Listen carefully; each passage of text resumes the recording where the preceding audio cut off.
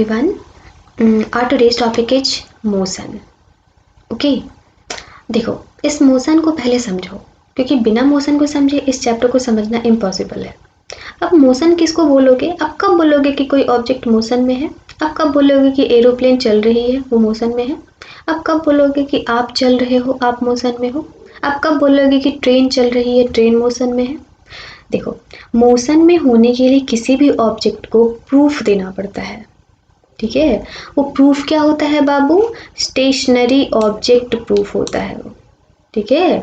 आपको बताना पड़ेगा कि स्टेशनरी ऑब्जेक्ट को रेफरेंस मान करके, ठीक है, किसी भी स्टेशनरी ऑब्जेक्ट को रेफरेंस मान करके आपको बताना पड़ेगा कि पहले वो जो ऑब्जेक्ट था वो इस स्टेशनरी ऑब्जेक्ट के पास था, लेकिन अब नहीं है, अभी उसका पोजीशन चेंज हो चुका है। तभी ये कहा जा सकता है कि वो जो ऑब्जेक्ट है वो मोशन में है। फॉर एग्जाम्पल, ट्रेन होती है, वो स्टेशन पे खड़ी है, तो आपका जो स्टेशनरी ऑब्जेक्ट हो गया वो क्या हो गया? स्टेशन। ओके, अभी ट्रेन जो है चलना स्टार्ट करी, और चलना स्टार्ट करी तो स्टेशन को छोड़ दी, यानी कि उसका पोजीशन चेंज हुआ, ट्रेन का पोजीशन चेंज हुआ। पहले वो स्टेशन पे थी और अभी स्टेशन पे नहीं है, स्टेशन के आगे बढ़ चुकी है, ठीक है। यानी कि ट्रेन का पोजीशन चेंज हुआ। किसके रिस्पेक्ट में आप बात कर रहे हो? स्टेशन के रिस्पेक्ट में। स्टेशन पे पहले थी और अभी स्टेशन पे नहीं है, मतलब कि उसका पोजीशन चेंज हुआ है ट्रेन का। इस वजह से हम कह सकते हैं कि ट्रेन जो है वो मोशन में है, ठीक है। एरोप्लेन की बात कर लो, अभी जो ऊपर आसमान में एरोप्लेन उड़ रहा है तो वो अभी मेरी आँख के सामने है, ओके। लेकिन कुछ समय के बाद से मैं देखती हूँ क्या कि वो मेरी आँख के सामने नहीं है, वो किसी एंगल पे है, दूर जा चुका है मेरे आँख के, ठीक है। तो वहाँ पे स्टेशनरी ऑब्जेक्ट क्या हो गया? मेरा आँख। स्टेशनरी ऑब्जेक्ट को हम लोग रेफरेंस की तरह यूज़ करते हैं, इस वजह से स्टेशनरी ऑब्जेक्ट को आप रेफरेंस पॉइंट भी कह सकते हो। तो एरोप्लेन वाले केस में रेफरेंस पॉइंट क्या था? मेरा आँख था, ओके। तो मेरी आँख के रिस्पेक्ट में जब एरोप्लेन का पोजीशन चेंज हो रहा है ना, तो हम कहेंगे कि एरोप्लेन मोशन में है ना। थर्ड एग्जाम्पल, आप मान लो घर से स्कूल जाते हो, ठीक है, तो घर को रेफरेंस पॉइंट मान लो आप, क्योंकि घर स्टेशनरी है, ठीक है। तो घर से आप कुछ डिस्टेंस ट्रेवल करते हो तभी स्कूल जाते हो, है ना। तो पोजीशन चेंज कर रहे हो ना आप, है ना। पहले घर पे थे, अभी घर पे नहीं हो, कहीं और जा चुके हो, मतलब कि आपने पोजीशन चेंज किया है। किसके रिस्पेक्ट में? तो हाउस के रिस्पेक्ट में। रेफरेंस पॉइंट क्या है? हाउस है। तो हम कहेंगे कि आप जो है मोशन में हो। बाबू, आपको मैं एक चीज़ और यहाँ पे नोटिफाई कर दूँ कि कभी भी रेफरेंस पॉइंट स्टेशनरी ऑब्जेक्ट होता है, कभी भी रेफरेंस पॉइंट स्टेशनरी ऑब्जेक्ट होता है। मूविंग ऑब्जेक्ट भी हो सकता है, बट अभी वो आपके सिलेबस में नहीं है, ओके। अभी आपको रेफरेंस पॉइंट सिर्फ स्टेशनरी ऑब्जेक्ट को लेकर के ही स्टडी करना है। आई थिंक आपको मोशन क्लियर हो गया होगा। इस वजह से मोशन का डेफिनेशन मैंने लिख दिया है कि a body is said to be in motion when its position changes continuously with respect to a stationary object that is taken as reference point. यहाँ पे रेफरेंस पॉइंट आप किसको लोगे? उसी स्टेशनरी ऑब्जेक्ट को लोगे। ये स्टेशनरी ऑब्जेक्ट कुछ भी हो सकता है, घर हो सकता है, कोई इंसान हो सकता है, कोई ट्री हो सकता है, कोई बिल्डिंग हो सकता है, कोई माउंटेन हो सकता है, कोई रिवर हो सकता है, कुछ भी हो सकता है, बस स्टेशनरी होना चाहिए। समझ में आया? इस देखिए, मैंने एग्जाम्पल आपको दे रखा है, ये ट्री है ना, यहाँ पे मैंने इसको रेफरेंस पॉइंट माना है क्योंकि ये स्टेशनरी है, ओके। और ये जो कार है ना, यहाँ से ट्रेवल करना स्टार्ट करी और स्टार्ट करके कहाँ चली गई? बी पॉइंट पे।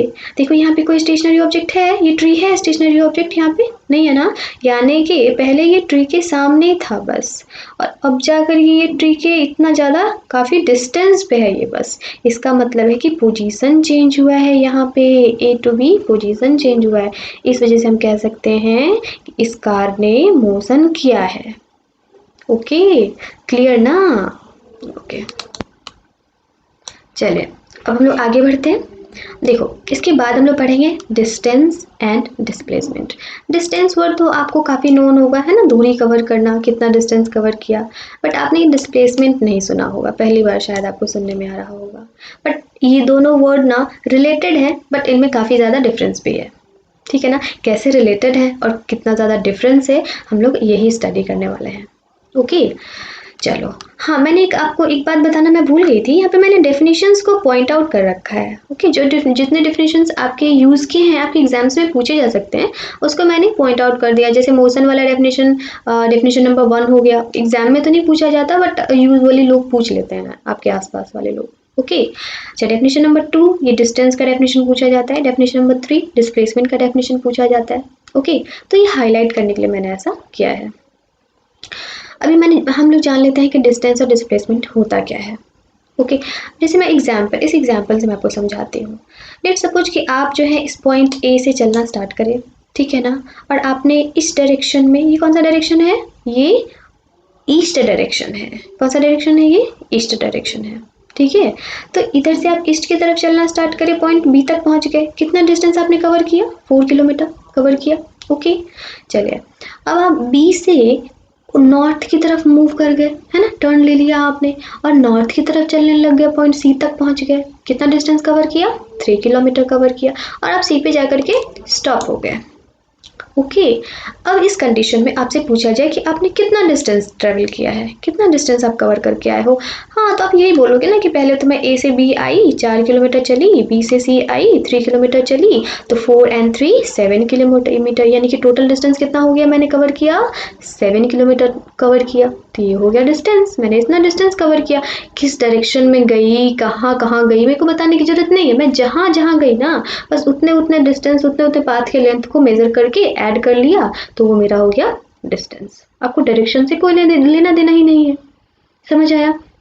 इसी वजह से इसका डेफिनेशन भी मैंने लिखा है कि actual length of the path, आप जिस जिस रास्ते पे गए उस रास्ते का जो एक्चुअल लेंथ था ना, बस उसको ऐड कर लो, उसको सम अप कर लो, तो हो जाएगा वो डिस्टेंस।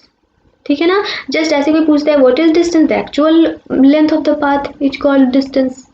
ओके, मैंने तो ये सब बस ऐसे ही जस्ट ग्रामेटिकली इसको करेक्ट करने के लिए लिख दिया है, बट आप ऐसे भी याद रख सकते हो, the actual length of the path is called distance. Okay, अब आइए डिस्प्लेसमेंट क्या होता है फिर। तो देखो, डिस्प्लेसमेंट ना शॉर्टेस्ट डिस्टेंस होता है। ओके, यहाँ पे actual length of the path था, यहाँ पे शॉर्टेस्ट डिस्टेंस है। अब आप मेरे को बताओ कि अगर आप बी से सी, ए से बी गए और बी से सी गए, तो अगर आपसे पूछा जाए कि आप शॉर्टेस्ट डिस्टेंस जो है, इनिशियल पॉइंट, ये हो गया इनिशियल पॉइंट मतलब जहाँ से आपने चलना शुरू किया, फाइनल पॉइंट जहाँ पे आप चल के रुक गए, है ना। तो इनिशियल पॉइंट जहाँ से चलना शुरू किया था और जहाँ जाके आप रुक गए, उस दोनों पॉइंट के बीच का शॉर्टेस्ट डिस्टेंस क्या होगा। तो जो शॉर्टेस्ट डिस्टेंस होगा ना, उसी को बोलेंगे displacement. I think you got it. Okay, फिर से सुनो, इनिशियल पॉइंट का मतलब हुआ जहाँ से आपने चलना स्टार्ट किया था, और फाइनल पॉइंट का मतलब हुआ जहाँ पे आप जा करके रुक गए थे। इस दोनों पॉइंट के बीच का जो शॉर्टेस्ट डिस्टेंस होता है, ठीक है, उसी को कहते हैं डिस्प्लेसमेंट। अभी इस वाले कंडीशन में देखो शॉर्टेस्ट डिस्टेंस क्या है। देखो, यहाँ से अगर मैं स्ट्रेट लाइन यहाँ पे ऐसे ड्रॉ कर दूँ, तो क्या आपको नहीं लगता कि शॉर्टेस्ट होगा? अगर इससे भी शॉर्ट हो सकता है तो आप बताओ, मेरे को कमेंट में बताना नीचे अगर हो सकता है तो। ओके, चलिए, मेरे अकॉर्डिंग तो यही शॉर्टेस्ट डिस्टेंस है। आपके अकॉर्डिंग क्या है, आप मेरे को कमेंट करके बताना। ओके, चलो, तो शॉर्टेस्ट डिस्टेंस जो होगा ना, उसी को बोलेंगे डिस्प्लेसमेंट। अब मेरे को यहाँ पे आप बताओ, क्या आप इसका शॉर्टेस्ट डिस्टेंस निकाल सकते हो क्या? बिल्कुल निकाल सकते हैं, पाइथागोरस यहाँ पे यूज़ कर सकते हैं, क्योंकि आपको पता है ये टर्निंग जो लिया हुआ है ये 90 डिग्री है, दिख भी रहा है 90 डिग्री होता भी है। ओके, तो जब ये अंडरस्टूड है, ये 90 डिग्री है। ओके, तो ये 90 डिग्री है, तो क्या हम यहाँ पे राइट एंगल ट्रायंगल इसको कर सकते हैं, ले सकते हैं, है ना। और राइट एंगल ट्रायंगल में पाइथागोरस लगा सकते हैं। पाइथागोरस का फॉर्मूला क्या होता है, ये हाइपोटेनस है, ये परपेंडिकुलर हो गया और ये बेस हो गया। तो हाइपोटेनस का square is equals to perpendicular का स्क्वायर प्लस बेस का स्क्वायर। ओके, देखो मैंने यहाँ पे लिख भी दिया है, डिस्प्लेसमेंट निकालना था तो मैंने क्या लिखा, अच्छा यहाँ पे डिस्प्लेसमेंट क्या होगा, AC ही होगा, इसलिए मैंने यहाँ पे AC लिख दिया है। बट अगर आपको बोला जाए कि आप AC का वैल्यू निकाल के बताओ, तो कैसे निकालेंगे? AC is the hypotenuse, so hypotenuse का square is equals to perpendicular का स्क्वायर, यहाँ पे परपेंडिकुलर का स्क्वायर प्लस बेस का स्क्वायर, यहाँ पे बेस का स्क्वायर, और 4 जा कितना होता है 16 एंड 3 जा कितना होता है 9, है ना।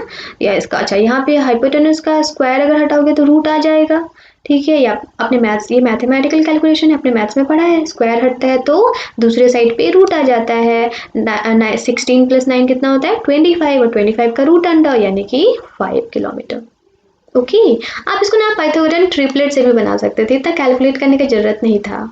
ओके आप यहाँ पे देखो पाइथागोरन ट्रिपलेट होता है ना 3 4 5, और जो बड़ा वाला होता है वही हाइपोटेनस होता है, तो यहाँ पे तो ऑब्वियसली 5 ही आएगा ना, क्योंकि 3 और 4 ऑलरेडी दिया हुआ है, तो यहाँ पे आंसर 5 चला जाता। बट जिनको नहीं आता है पाइथागोरन ट्रिपलेट वो यहाँ पे सॉल्व करके भी दिखा सकते हैं।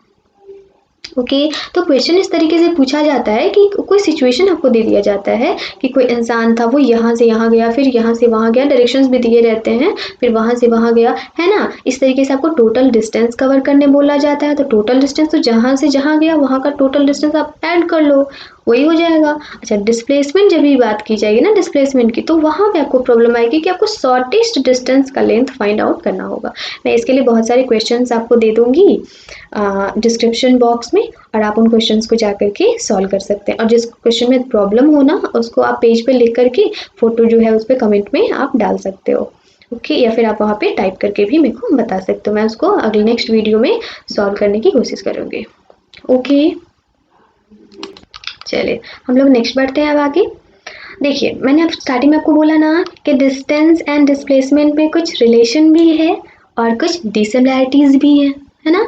तो सिमिलैरिटीज़ क्या है वो मैं बाद में डिस्कस करती हूँ, पहले तो इसके डिफरेंसेस क्या क्या हैं, दोनों में क्या अंतर है। कुछ अंतर तो आपको अभी तक समझ आ गया होगा और कुछ अंतर मैं आगे बताने वाली हूँ। ओके और ये हाँ एग्जाम पॉइंट ऑफ व्यू से भी बहुत इंपॉर्टेंट है। एग्जाम में डायरेक्टली क्वेश्चन पूछा जाता है कि what is the difference between distance and displacement. तो मैंने पहले क्या बताया था बाबू, distance is the actual length of the path, आपने कितना एक्चुअली किस किस डायरेक्शन में आपने कितना कितना डिस्टेंस कवर किया ना उसको कहते हैं डिस्टेंस। ओके और डिस्प्लेसमेंट का मतलब होता है shortest length of the path. Okay ना। चलिए यहाँ पे देखिए पहला नंबर में है कि total distance covered by the body, और डिस्प्लेसमेंट में क्या है, shortest distance covered between initial point and final point. मैंने इनिशियल पॉइंट आपको बताया ना जहाँ से चलना शुरू किया बॉडी, और फाइनल पॉइंट मतलब जहाँ पे जाकर के रुक गया, वो किधर से गया, वो कौन सा पाथ सेलेक्ट किया, कोई मतलब नहीं है, बस इनिशियल पॉइंट से फाइनल पॉइंट के बीच का जो डिस्टेंस होता है उसी को बोला जाता है displacement. Okay second number point है कि डायरेक्शन डजंट मैटर, मेरे को डायरेक्शन से मतलब नहीं है, बस किधर किधर गया है हमको बस उसी से मतलब है, आपको डायरेक्शन से मतलब नहीं, डायरेक्शन नहीं बताया जाता है डिस्टेंस बताते टाइम, ठीक है। लेकिन हाँ डिस्प्लेसमेंट बताते टाइम आपको डायरेक्शन बताना पड़ेगा। ओके डायरेक्शन मैटर्स, डायरेक्शन आपको बताना पड़ेगा डिस्प्लेसमेंट बताते टाइम, कि नॉर्थ में गया कि साउथ में गया कि ईस्ट में गया कि वेस्ट में गया, है ना। तो आपको यहाँ पे डायरेक्शन मैटर करता है, बताना पड़ता है। अब आइए it is scalar quantity. Scalar quantity क्या होता है मैं आगे जाके आपको डिफाइन करी हुई हूँ, वहाँ पे आपको ज़्यादा क्लियर हो जाएगा। बस फिलहाल इतना याद रखो कि distance is a scalar quantity and displacement is a vector quantity. Okay last point बहुत इंपॉर्टेंट है बाबू, distance can never be zero. ऐसा हो सकता है क्या कि आपने पाथ का कोई लेंथ कवर ही नहीं किया और आप कह दो कि मैंने डिस्टेंस कवर किया, ऐसा हो सकता है क्या। अगर आप चल रहे हो तो कोई ना कोई लेंथ तो कवर करोगे ना पाथ का, रास्ते का, है ना। तो अगर आप नहीं चल रहे हो ना तो आपका जो है डिस्टेंस वो ज़ीरो होगा, बट आप अगर आप चल रहे हो, आप मोशन में हो, तो आपका कुछ ना कुछ डिस्टेंस जरूर होगा, ठीक है। और हाँ एक और चीज़, डिस्टेंस कभी भी नेगेटिव नहीं होता है, डिस्टेंस कभी भी नेगेटिव नहीं होता है। मैंने यहाँ पे ऐड करना मैं भूल गई हूँ, आप इस पॉइंट को अपने नोट्स में ऐड कर सकते हो, डिस्टेंस नेवर बीन नेगेटिव, ठीक है। अच्छा डिस्प्लेसमेंट जो है ना जीरो हो सकता है। अब क्वेश्चन गिवन ये है कि डिस्प्लेसमेंट कब ज़ीरो होगा, आपको कमेंट करके मेरे को बताना है कि किस सिचुएशन में डिस्टेंस तो ज़ीरो नहीं होगा, हो ही नहीं सकता, लेकिन डिस्प्लेसमेंट ज़ीरो होगा, आपको मेरे को कमेंट करके बताना है। सेकंड क्वेश्चन एक और है कि आपको ये भी बताना है कि कौन सा ऐसा सिचुएशन होगा जिसमें कि डिस्प्लेसमेंट नेगेटिव हो। ओके डिस्टेंस तो कवर होगा ही, डिस्टेंस तो ना जीरो हो सकता है ना नेगेटिव हो सकता है, बट डिस्प्लेसमेंट कब जीरो होगा और कब नेगेटिव होगा आपको मेरे को कमेंट करके बताना है। ओके चलिए यहाँ पे ये मैंने आपको कहा ना कि इसमें कुछ सिमिलैरिटी भी है, डिस्टेंस और डिस्प्लेसमेंट में कुछ सिमिलैरिटी भी है। तो सिमिलैरिटी ये है ना कि ये दोनों का SI यूनिट सेम होता है, दैट इज मीटर, क्योंकि दोनों तो लेंथ ही बता रहा है ना, डिस्टेंस एक्चुअल लेंथ बता रहा है और डिस्प्लेसमेंट शॉर्टेस्ट लेंथ बता रहा है between initial and final position, इस वजह से हम कह सकते हैं कि दोनों चूंकि लेंथ बताता है, इस वजह से लेंथ का तो ऐसा यूनिट मीटर ही होता है, आपको पता है, इसी वजह से दोनों का ऐसा यूनिट क्या होता है, मीटर होता है। लेकिन डिस्टेंस में डायरेक्शन काउंट नहीं किया जाता है, डिस्टेंस में डायरेक्शन नहीं बताया जाता है, लेकिन डिस्प्लेसमेंट में आपको डायरेक्शन भी बोलना पड़ेगा अपने आंसर के साथ। ओके अगर आप डिस्प्लेसमेंट में डायरेक्शन नहीं बताते हो तो फिर आपका आंसर पूरा नहीं माना जाएगा। ओके आई थिंक आपको यहाँ तक क्लियर होगा। चलिए अब मैंने आपको प्रॉमिस किया था स्केलर क्वांटिटी और वेक्टर क्वांटिटी के बारे में आपको बताऊंगी, है ना। तो चलिए यहाँ पे देख लेते हैं ये दोनों क्या होता है, बहुत इंपॉर्टेंट है। अगर आप फिजिक्स पढ़ रहे हो तो वहाँ पे हर जगह स्केलर क्वांटिटी और वेक्टर क्वांटिटी आता ही आता है। ओके तो अब यहाँ पे क्लियर कर लो, क्योंकि इसके बाद हर चैप्टर में या हायर क्लासेस के हर चैप्टर में आपको स्केलर क्वांटिटी और वेक्टर क्वांटिटी आएगा ही आएगा। ओके देखिए ऐसा फिजिकल क्वांटिटी का मतलब क्या हुआ, time is a physical quantity, distance is a physical quantity, mass is a physical quantity, area is a physical quantity. यहाँ पे जितना भी कुछ लिखा हुआ है या यहाँ जितना भी कुछ लिखा हुआ है इन सबको फिजिकल क्वांटिटी कहा जाता है, क्योंकि फिजिक्स है तो फिजिकल, ठीक है ना, क्वांटिटी। चलिए तो वैसा फिजिकल क्वांटिटी जिसमें कि सिर्फ मैग्नीट्यूड हो, मैग्नीट्यूड का मतलब होता है कोई ना कोई मेजरमेंट हो, ठीक है। मेजरमेंट का मतलब हुआ अगर टेम्परेचर है तो 0 degree Celsius, 1 degree Celsius, 2 degree Celsius, 99 degree Celsius, है ना, एक मैग्नीट्यूड है, एक मेजरमेंट है। स्पीड है 35 किलोमीटर पर आवर, है ना, यहाँ पे 35 क्या हो गया, मैग्नीट्यूड हो गया, है ना। तो मैग्नीट्यूड का मतलब होता है एग्जैक्ट वैल्यू, एग्जैक्ट मेजरमेंट, ठीक है। तो खाली उसमें मैग्नीट्यूड हो, ठीक है, नो डायरेक्शन ना हो, ऐसे फिजिकल क्वांटिटी को क्या कहते हैं, स्केलर क्वांटिटी कहते हैं, ठीक है ना। तो मैं अभी स्टार्टिंग से आपको बोलते आई हूँ ना, डिस्टेंस में हम लोग डायरेक्शन को नहीं बताते हैं, सिर्फ मैग्नीट्यूड को बताते हैं, सिर्फ मेजरमेंट को बताते हैं। इस वजह से हम कह सकते हैं कि distance is a scalar quantity.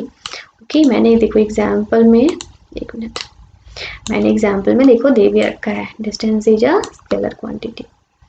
Okay अच्छा डिस्टेंस के अलावा और कौन कौन सी चीज़ें हैं जिसमें कि डायरेक्शन मैटर नहीं करता है, तो टाइम बताते हो तो कोई डायरेक्शन थोड़ी बताते हो, मास बताते हो। अच्छा ये मास जो है ना, मास हो गया, डेंसिटी हो गया, वर्क हो गया, ये सब हम लोग आगे के चैप्टर्स में पढ़ेंगे, बट वहाँ पे भी पूछा जाएगा कि स्केलर क्वांटिटी है कि वेक्टर क्वांटिटी, इस वजह से मैं यहीं पे आपको लिख दिया है मैंने कि उधर आपको दिक्कत ना हो।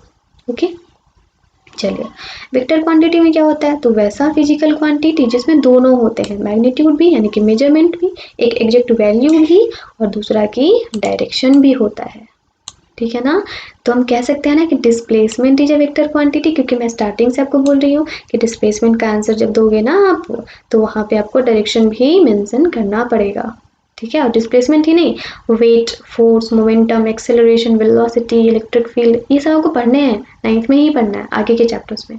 ओके तो ये सारे के सारे क्या हो जाएंगे, वेक्टर क्वांटिटी हो जाएंगे, क्योंकि इसको बताने के लिए आपको मेजरमेंट भी बताना पड़ेगा, प्लस उसके साथ साथ आपको डायरेक्शन भी बताना पड़ेगा। डायरेक्शन 4 होते हैं, north, south, east and west, ठीक है ना।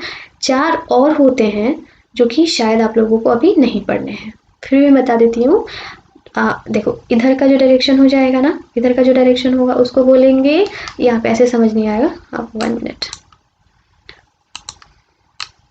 देखो, हाँ ये हो गया नॉर्थ, ये साउथ, ये वेस्ट और ये ईस्ट। चलो इस कॉर्नर को क्या बोलेंगे, इसको बोलेंगे नॉर्थ वेस्ट, है ना, नॉर्थ इधर वेस्ट इधर, तो इसको बोलेंगे नॉर्थ वेस्ट कॉर्नर। अच्छा इसको क्या बोलेंगे, इसको बोलेंगे साउथ ईस्ट कॉर्नर। ओके उसी तरीके से इसको क्या बोलेंगे, इसको बोलेंगे नॉर्थ ईस्ट कॉर्नर, इसको क्या बोलेंगे, साउथ वेस्ट कॉर्नर। इस तरीके से टोटल 4 नहीं 8 डायरेक्शंस होते हैं। ओके फिजिक्स में 8 डायरेक्शंस होते हैं, क्लियर है। चलिए मैंने जो पहले आपको क्वेश्चन दिया था, उसको मैं यहाँ पे वापस से मैंने लिख रखा है, state a condition where displacement is 0 but distance is covered, है ना, कि आपको बताना है कि डिस्टेंस तो कवर्ड हो बट डिस्प्लेसमेंट 0 होना चाहिए, इसका एक कंडीशन बताना है। मैंने आपको सेकंड क्वेश्चन भी पूछा था, यहाँ पे लिखा नहीं है कि डिस्प्लेसमेंट नेगेटिव में कब होता है, ओके, तो आपको बताना है डिस्प्लेसमेंट 0 कब होता है और डिस्प्लेसमेंट नेगेटिव कब होता है। ओके, कमेंट में आप जो है कॉपी में भी लिख के बता सकते हो या फिर कमेंट बॉक्स में भी लिख के बता सकते हो। ओके, और नेक्स्ट वीडियो में मैं उसका आंसर दूंगी। ठीक है, okay, thank you, bye bye. अच्छा हाँ, अगर आपको ऐसे ही और ज़्यादा टॉपिक्स पे वीडियोस चाहिए, फिजिक्स के, केमिस्ट्री के, बायो के, इंग्लिश के या फिर एसएसटी के भी, ठीक है ना, तो आप ज़्यादा से ज़्यादा लाइक करो, यहाँ पे कमेंट करो और इसको और भी अपने फ्रेंड्स के साथ शेयर करो, ताकि मेरे को लगे कि आपको ये वीडियो समझ आ रहे हैं, आप चाहते हो कि आपको और सारे टॉपिक्स भी मिले। ओके, तो मैं इससे रिलेटेड और सारी वीडियोज़ भी आपको बनाऊँगी। ठीक है ना, आपको कौन कौन से टॉपिक्स चाहिए या फिर पूरा सिलेबस चाहिए, आप मेरे को वो भी कमेंट करो, क्योंकि आपके कमेंट्स नहीं मिलेंगे ना तो मैं ये बनाना फिर स्टॉप करने वाली हूँ। ओके, क्योंकि मेरे को फीडबैक चाहिए, तो मेरे को फीडबैक नहीं मिलेगा तो मैं इतनी मेहनत क्यों करूँगी। ओके ना, तो आप जो है इसको शेयर करो, लाइक करो, मेरे को कमेंट में बताओ कि आपको ये पसंद आ रहा है कि नहीं। अच्छा हाँ, अगर आपको इसमें कुछ इम्प्रूवमेंट भी आपको लगता है कि मेरे को इम्प्रूवमेंट करना चाहिए, आप वो भी बता सकते हो। Okay, thank you, bye bye.